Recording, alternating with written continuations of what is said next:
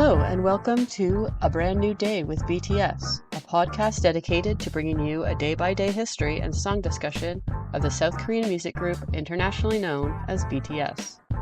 In this week's episode, the boys are officially free! June 23rd is full of mystery. Jimin and J-Hope begin the tradition of music video reactions though, and we talk about the beginning of the iconic Love Yourself era with the lead track DNA from Love Yourself Her.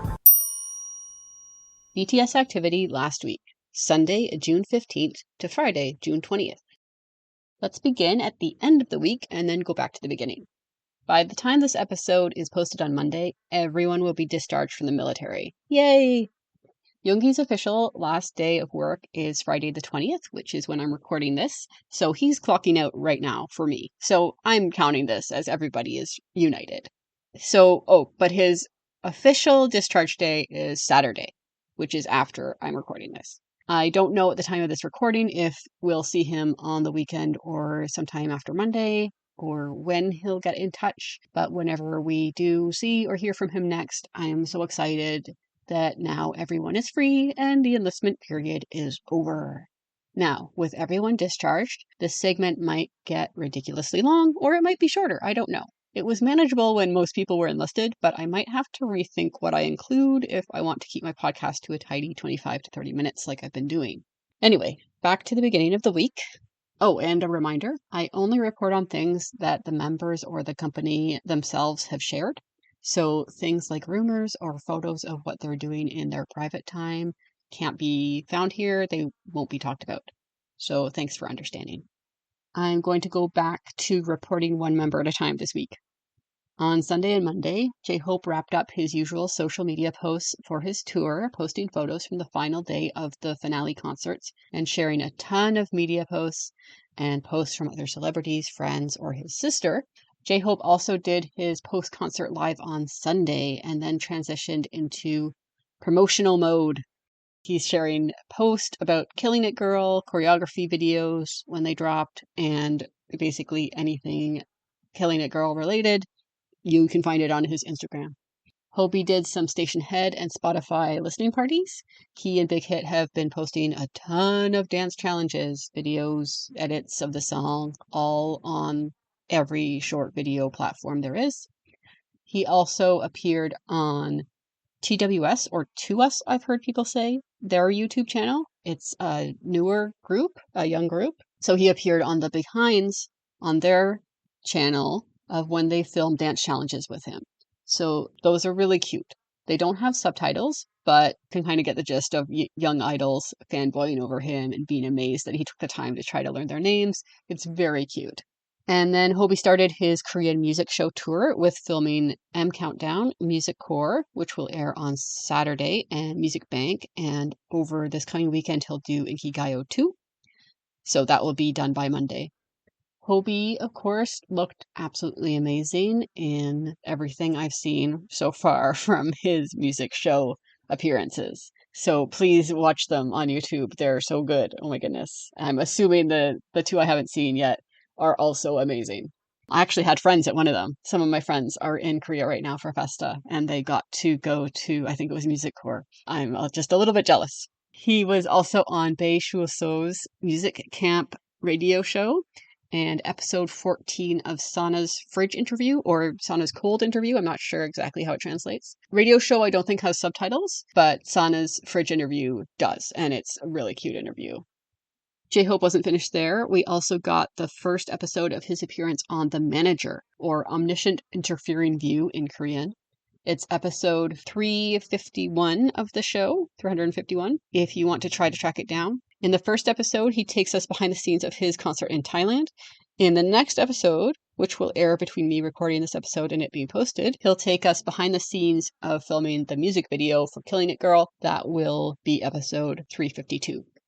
Meanwhile, V has gone out golfing in the hot, humid Korean sun while being covered head to toe in an effort not to get sunburnt.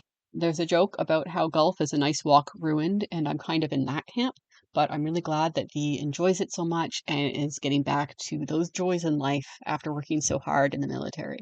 V also did a live when he woke up on Friday. He played music and some video games. He's been working on something that he's excited about for the past 4 to 5 days. He did another live once he got back from his schedule the same day, but that one was just one of his usual quickies.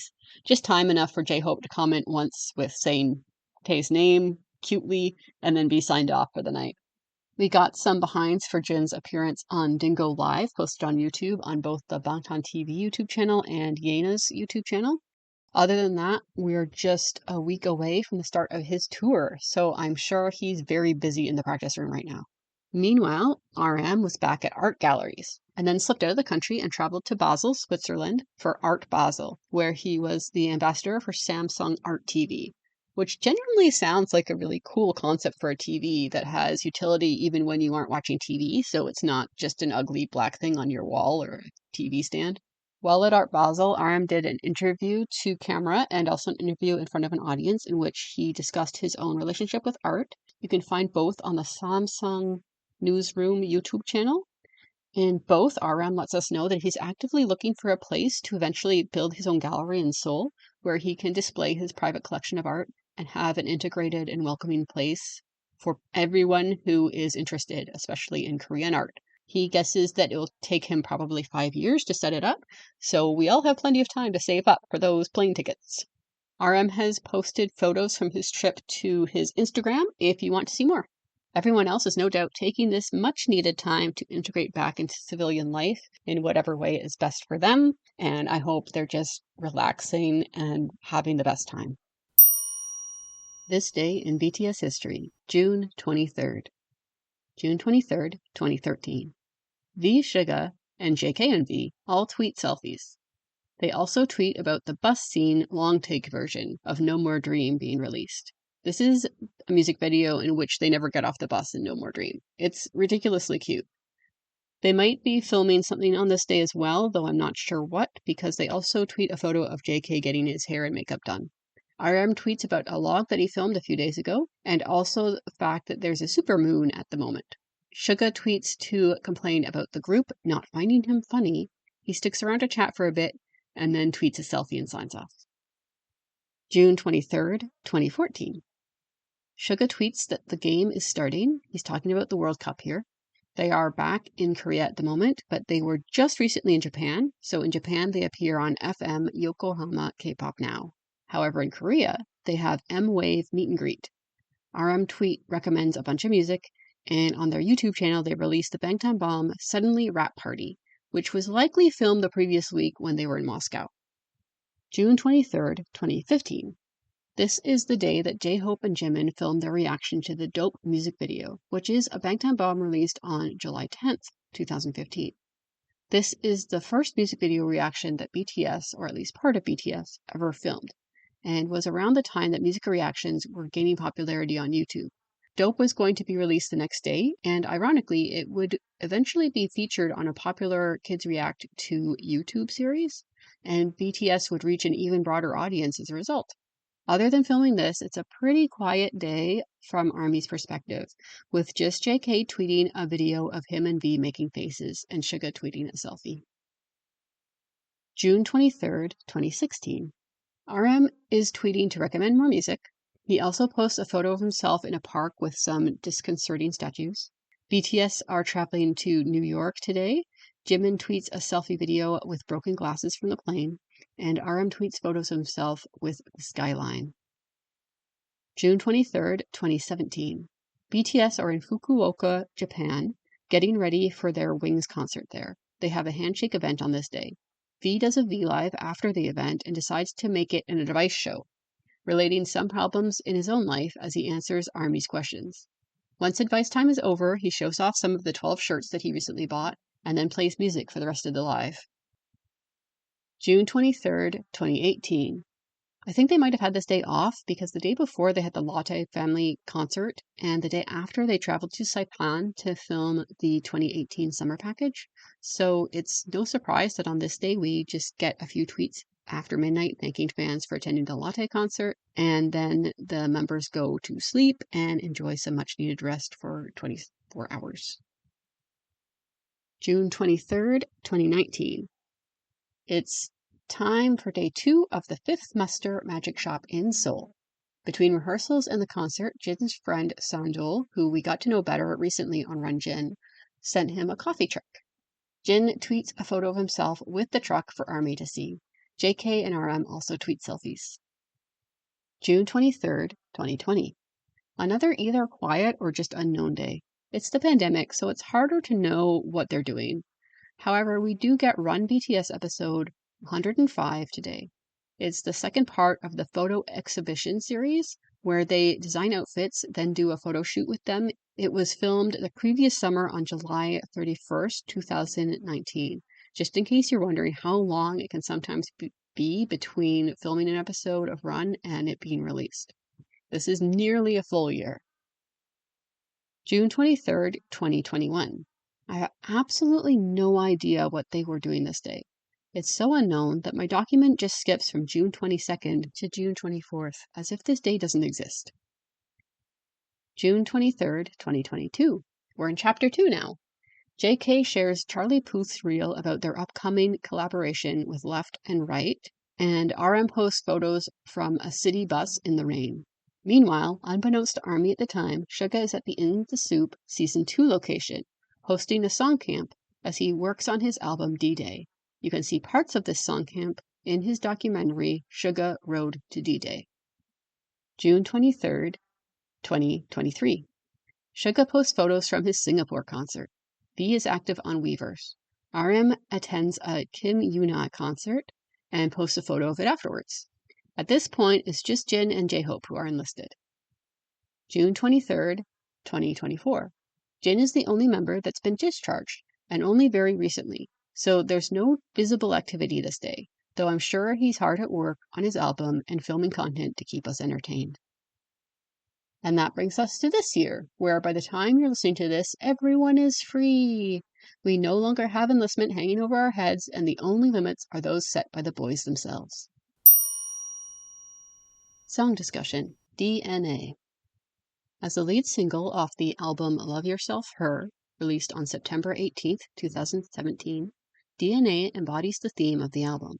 Kicking off the iconic Love Yourself series, Love Yourself Her explores the romanticized feeling of love, an all-consuming, happy experience in which you devote yourself entirely to your beloved. RM considers this album to be a turning point in BTS's career. After its release, they became undeniably a globally recognized powerhouse. As I said, DNA very much carries the theme of the album. It's bright, it's happy, and it's full of romantic ideals. But we'll get into the lyrics in a minute.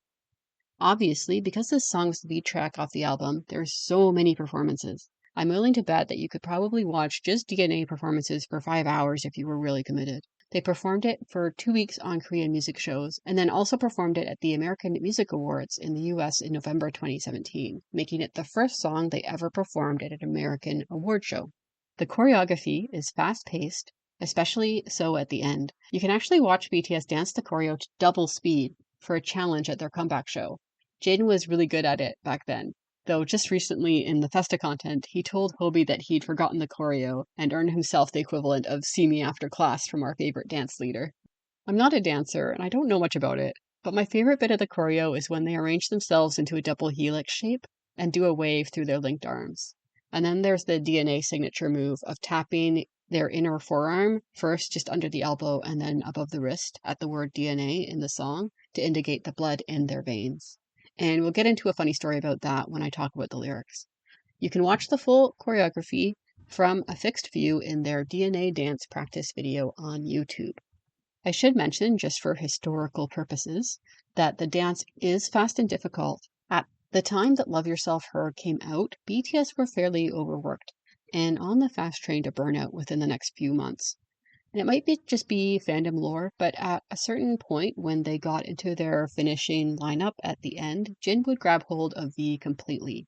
And some have pointed out that it seems to be because by the end of the song, V looked like he was 2 seconds from passing out.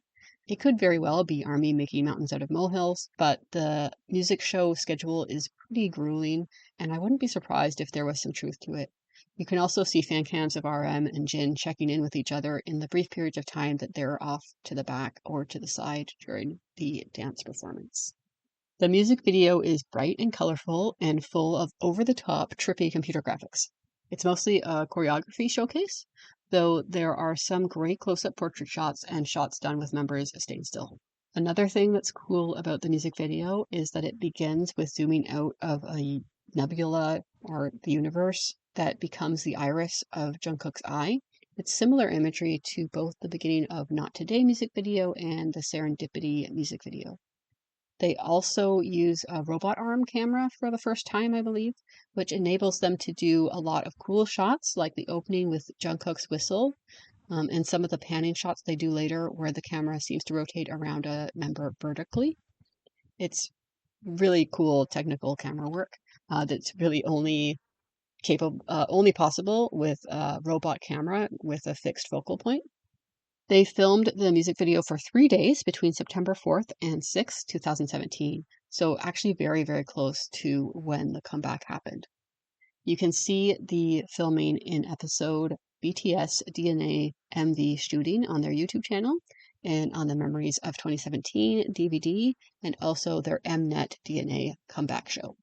I looked to see if anyone had attempted a more in-depth understanding of the music video beyond my bright, colorful Disney written in the fabric of the universe idea, and I actually found one by K-Pop Junkie, who these days is perhaps better known for delivering the news, though he's disappeared for a bit in the past year. Anyway, his theory was pointing out the amount of eye and window imagery in the music video and how the sky turns black by the end of the music video, and that it symbolized a switch from looking outside for love to looking inside, basically carrying the theme of loving yourself before you can love others.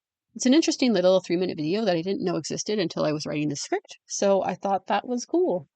Another fun side fact, it was around the time of them filming the DNA music video that Tae's beloved dog Yeontan, otherwise known as Tanny, was born.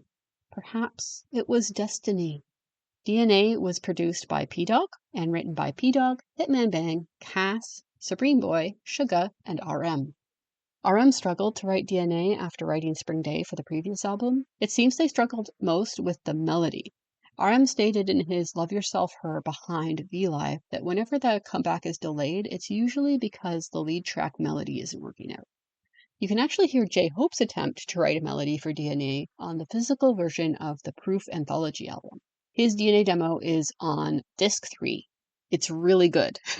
Very J-Hope, but definitely has a different vibe than what they ended up going with. Like most hidden tracks and CD-only exclusives, you can find Hope's demo on YouTube in a lyric video if you're interested and don't have access to the Proof CDs. Although RM has writing credits on the track, it appears the majority of the track was written by others. RM's rap part in DNA was actually written by Suga, and it's the first time RM had ever sung something that Suga wrote. RM says that he wrote DNA because it's what he wanted to tell ARMY, that he believes ARMY and BTS coming together was destiny. BTS often say their romantic songs are about ARMY, and I'm never sure when they're being serious or when they're just sticking with the idol industry script that they're all chaste monks who only hold love for their fans. But take it however you like. V starts off the song with a description of love at first sight. I recognized you at first sight, as if we called to one another. The DNA in my blood vessels tells me that it's you that I've been looking for. The lyric, the DNA in my blood vessels tells me, led to a very funny moment in a V-Live with RM, where a comment informed him that there was no DNA in blood vessels. While not wholly true, his reaction was quite hilarious, as it looked like his entire worldview had just been shook. For the record, there is DNA in your blood, so please don't leave it at a crime scene unless you want people to know you were there. Back to the song, J-Hope comes in to try to bring that cosmic wonder to the situation. Our meeting is a mathematical formula, religious precept, and providence of the universe. And then RM chimes in with telling us that the other person is proof of destiny. If you weren't sure about the tone of the song before, you are now. It's very much the type of love where you feel like your very soul was made to be with this other person. When the chorus comes in, it doubles down on the idea of love being destined. Don't worry, love. All of this is not a coincidence. We are so different, baby, because we are the two who found destiny. V is basically saying, we're not like the other couples. Clearly, we're fulfilling some cosmic destiny while the other couples are just hanging out. Jimin and Jungkook come in to further expand on the idea of destiny. This time, though, they reference the idea that matter cannot be created or destroyed, only altered. You'll often see this in the quote from Neil deGrasse Tyson, where he says that we're all made of stardust. Jimin and Jungkook sing, "From the day the universe was born, and through the infinite centuries, we were probably together in a previous life and in the next as well. We're forever together." I really do love the belief that you can bond so closely with someone that you'll find each other again when reincarnated, that your love is so great that you'll spend every lifetime together, whether you realize it or not. There's also another Korean belief that even just someone you brush against on the street could have been someone you were connected to closely in a previous life, or will be connected to in the next life, and destiny has brought you together, even in a small, innocuous way. I feel like that very much stems from the same source as the Western belief that God, a saint, or an angel could be a stranger in need. Basically, be kind to everyone you meet because you don't know how important they may be to you in this life or the next. Yoongi's verse continues on the same theme. This is inevitable. I love us. And that sentiment of we're not like the other couples with the line, only we are the true lovers, or we are the only true lovers. I don't know if you've ever fallen in that sort of love before, but there is this feeling that no one has ever felt love as deeply as you feel love. It's bizarrely irrational because we're all human. But love is so overwhelming sometimes that you think you must be experiencing it more strongly than anyone else. Otherwise, how does society function? Jungkook joins Suga with the introduction of the pronoun her, which is the only gendered pronoun we get in this song. BTS usually do make a point to keep their songs gender neutral and therefore more relatable.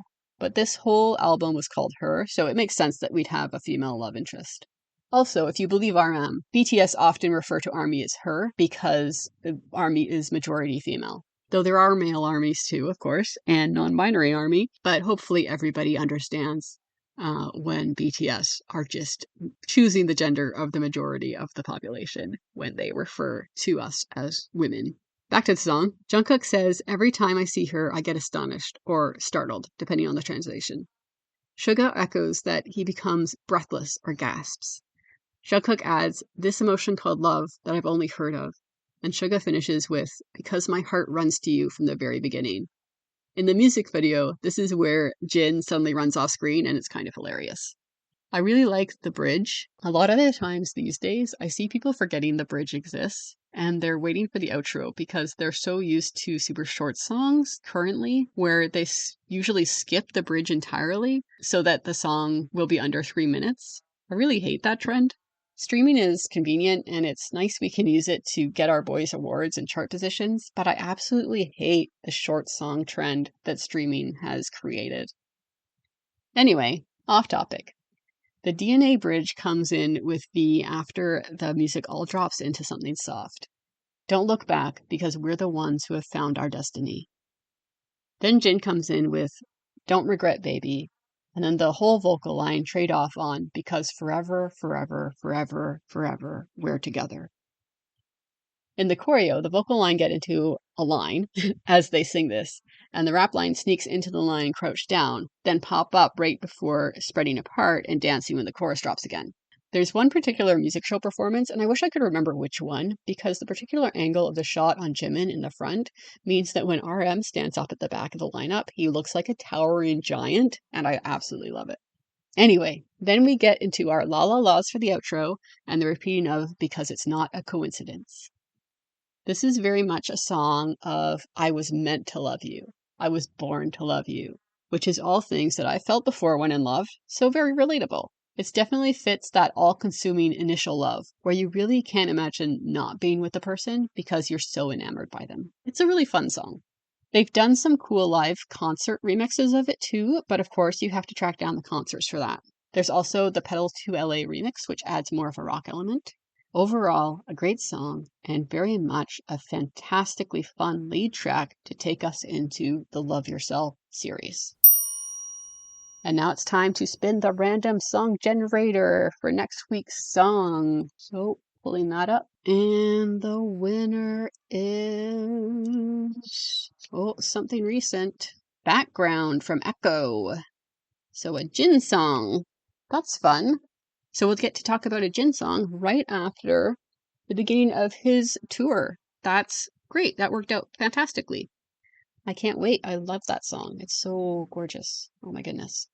Before I sign off, a couple of notes at the end of this episode. First, as we head into the height of summer, I might be switching to a summer schedule in a couple of weeks where the episodes are released less often.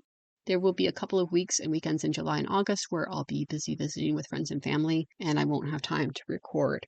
Secondly, I am able to see some demographic information for who listens to my podcast. So I just want to say that if you're one of the few people who listen who are currently living in a place impacted by the current warmongers of the world, I want you to know that I'm thinking of you and that I hope you and your family are able to stay safe and that all this violence and genocide that's happening in the world will soon end. All right, kind of a heavy end, but lately it feels like the only bright spot in the world is BTS reuniting and the community we have in ARMY. But that's a lot when you think about it. ARMY is made up of so many different people in so many places, and I think we all care for one another and want each other to be safe, even if we don't know each other personally. And it'd be nice if all of these old dudes with too much power don't ruin that for us. Anyway, ARMY, stay safe. I love you all. And that brings us to the end of this week's episode. If you'd like to discuss this episode, or next week's song, or have a say in what song gets chosen in the future, you can find me on Patreon and Ko-fi at A Brand New Day Pod. You can also find me on Blue Sky at A Brand New Day Pod, or you can email me at abrandnewdaypod@gmail.com. Thank you. Have a good day.